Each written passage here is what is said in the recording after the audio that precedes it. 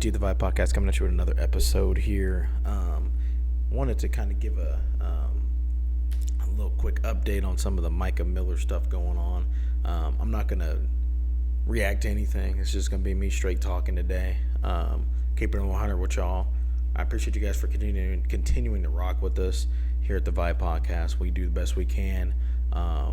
We definitely aspire to speak more on domestic violence. Domestic abuse is huge. I know for sure that we've had issues in the past with being able to identify domestic abuse, but now we're kind of going to be speaking out about it.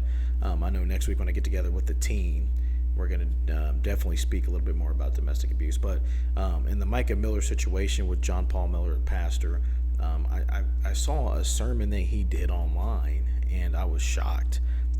He basically said that there were people that were texting his wife.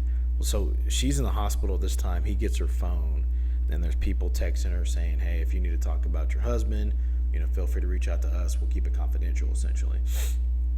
Which leads me to believe that there was some fear in her for him. And you got to think about it, too. She's going to his church. He's the lead pastor. He's trying to save face. For him to get up there and even do a sermon about her is crazy to me. You shouldn't go up there and be doing a sermon about your significant other in front of the church, basically bashing on her. I know that the church knew about her mental health issues and medication and stuff like that. To me, those are things that you don't preach a sermon on, per se. I would never, if I was a pastor and I was married to somebody and they came to the church, I wouldn't be preaching a sermon on that anyway. But he chose to preach a sermon on it, which is crazy to me. Doesn't make a whole lot of sense. And so, a couple things that really attach me to this story, to this lineup, is the fact that he literally groomed her. Seems like he groomed her. So her sister says that they believe she was groomed, because she's going to this church, and you got to think about it like this: the female nature is they see a powerful man, it's kind of attractive. And that's the reason why men like myself, masculine dudes, I know the world hates masculine men, but we will protect kids from this type of crap. Let me have been going to the church and knew something like that, I would say something. And there's no way that other people in the church didn't know that this was going on, because you see signs when people are flirting and all that jazz. You see signs. So there's no way that nobody in the church knew anything at all. So if they're claiming that they didn't know anything, that's crazy to me. Doesn't make a whole lot of sense. And so I come to the mindset of this: he should be in trouble for what he did, but also he has enablers too. There are people that allow this to happen, that had an idea that something was up, knew who this guy was, knew what he was about. The guy cheated on his wife with her, and then people still go to the church. How can he preach a sermon on adultery, if he himself did it himself? And that's the reason why you have to be careful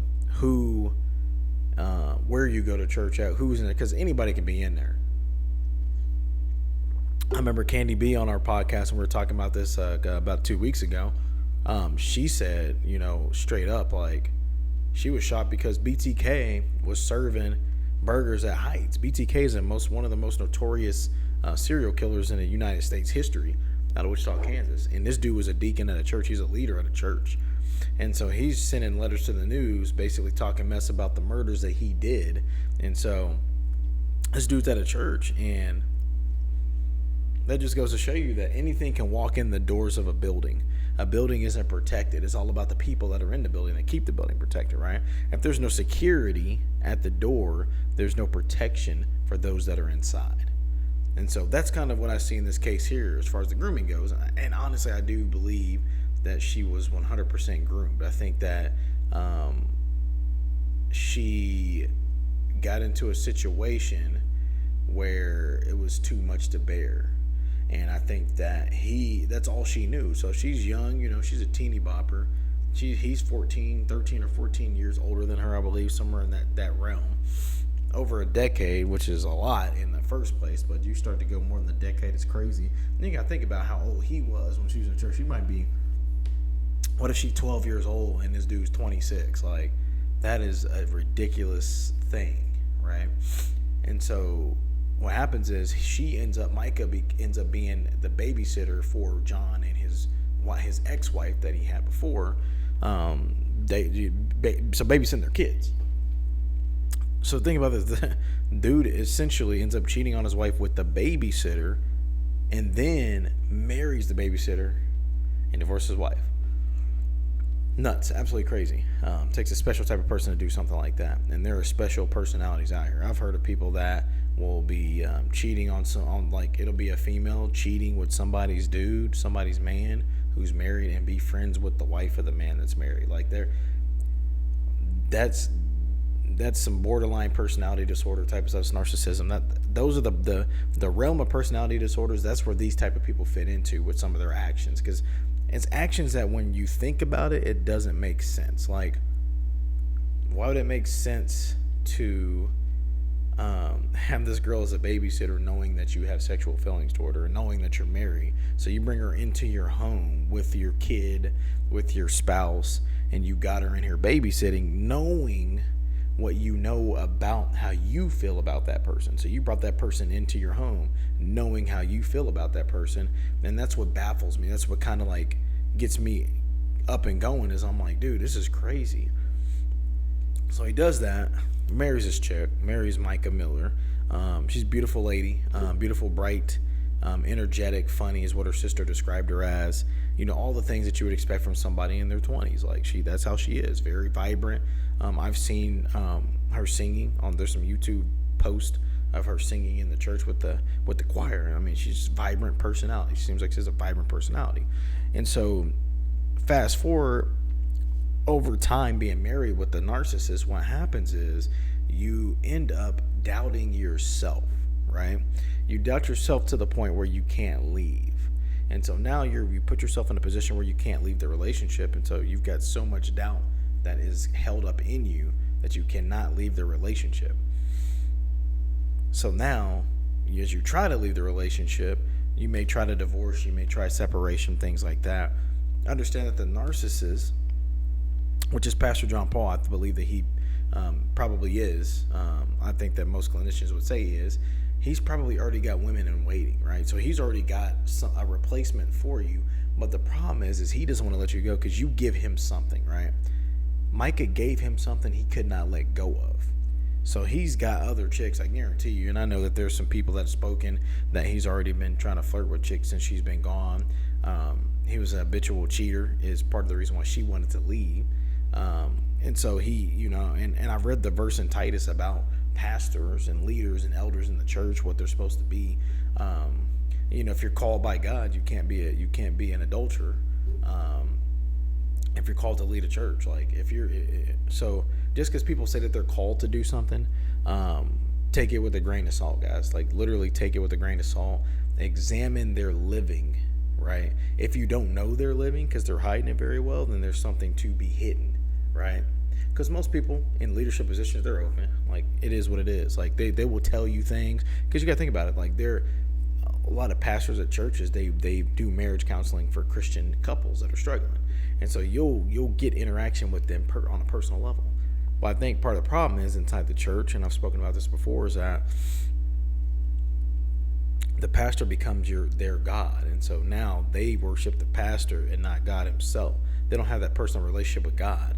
If you only go to church on Sundays and then you go to Bible study, that's it. But you don't really live out the word throughout your everyday living throughout the week, when you have the opportunity to go and confess the Lord to everybody who's out there, or you're not seeking those opportunities, then you're essentially only worshiping the person. You're not worshiping, because God has called us to do certain things. And so if we are not doing the things that he's called us to do, then we can't really say that we're worshiping him. But yeah, so it tells you in the Bible, it tells you kind of what the expectation is for elders, for leaders.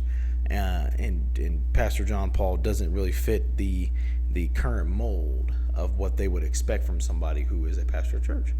And so, logically speaking, people allowed him to still stay in that position, because there's people that obviously have a say in the position at the church down there, and people obviously allowed him to stay in that position, which is shocking to me, because you got to think about what it means to be a leader, what it means to be a disciple. Doesn't mean that you're perfect, but there are some things that you can't do because you got to be able to teach and preach to people things that they should not do. And if you're doing them and you continue to do them, then you're rooted in sin and evil and wickedness, right? And so Pastor John Paul, he went to seminary school, obviously learned, studied the Bible. I've talked to a lot of people that have been to seminary school. That shocked me, the stuff they say. So I think that people equate going to seminary school with being able to be a pastor.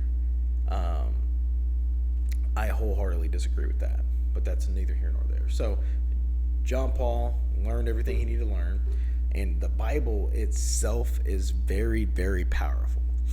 Now put that into the wrong hands of somebody that probably doesn't need to have it in their hands and be leading with it.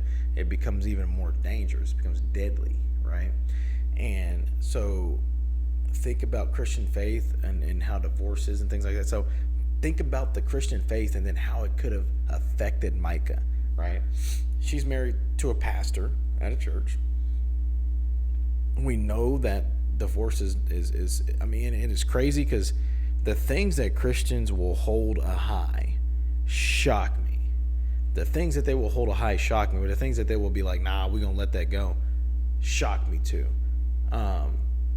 So divorce, they say, there's certain things that you can do to get, which he was cheating on her, so that is grounds for divorce biblically. But in his mind, he could have probably been telling her, nah, you can't divorce because the Bible says you can't divorce. I'm not going to let you divorce me. Because at the time that she ended up committing suicide, she was separate from him, right? Even though he was still stalking and doing crazy crap around her, she was separated from him.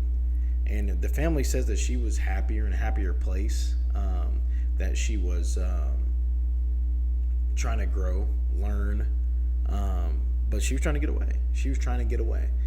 And he was able to brainwash her to the point of the only way out was going to be death. And like I said before, he doesn't have to pull the trigger for him to pull the trigger, right? His actions could pull the trigger. And so you have to think about it like that, and you have to understand that when you kind of go into it and go in depth on it. So but this is episode 1 of my 2-part. If you like this, please like, subscribe, and share, comment. I will have the next episode popping off here soon, and we'll kind of go over the back end of what I believe, and then we're going to talk a lot about John Paul Miller, and some of the things that lead me to believe that he is 100% a narcissist, that he is evil, he's a wicked person, wolf in sheep's clothing, and that people should be aware, be more weary of people like this, because there are a lot of people like this in churches. T.D. Jakes, one of them, Mike Todd, another one. You got these guys that get this power, right? They go to school, because to me, you go to school to get educated. You don't going to school does not make a person godly. That makes a person educated. So when it comes to godliness, that can only come from God. You can't get that from education. You can't get that from a teacher. You can't get that from your mom and your dad. You can't get that from your grandma. You can't get that from your significant other. That godliness comes from God himself. That's why it's called godliness, right? It comes from God himself. And so a wicked person can go to college and then learn seminary stuff and then go lead a church. And that's very possible. You know what I'm saying? And so I think that this is opening eyes to people to understand what goes on behind the scenes at a lot of these church institutions. That's the reason why I call them institutions, because that's what they are. They're institutions, just like a school is an institution. To me, a church is also of the same caliber. It's an institution of religion. It's an institution of religion. And so if that's your only connection to God as an institution of religion, you're going to be missing out on a lot of things. Because a lot of these institutions do things that are to fit in, essentially. So they do a lot of things to fit in, and they don't. Standing out is not key. It's frowned upon. People don't want to stand out, because if you stand out, then you got to be different. Then people don't want to come around you, and so you kind of do things to be able to fit in. And so I feel like that happens in most churches. And then you get pastors like this who get that power, who get a hold of that mic, that word of God, and they use it. Because if he was really a godly person, he would bring life to his spouse. He did not bring her life because he's not godly, right? He's not a godly person. A godly person brings their spouse life. This is G2 The Vibe Podcast, though. I'll see you guys on the next episode. I'm out.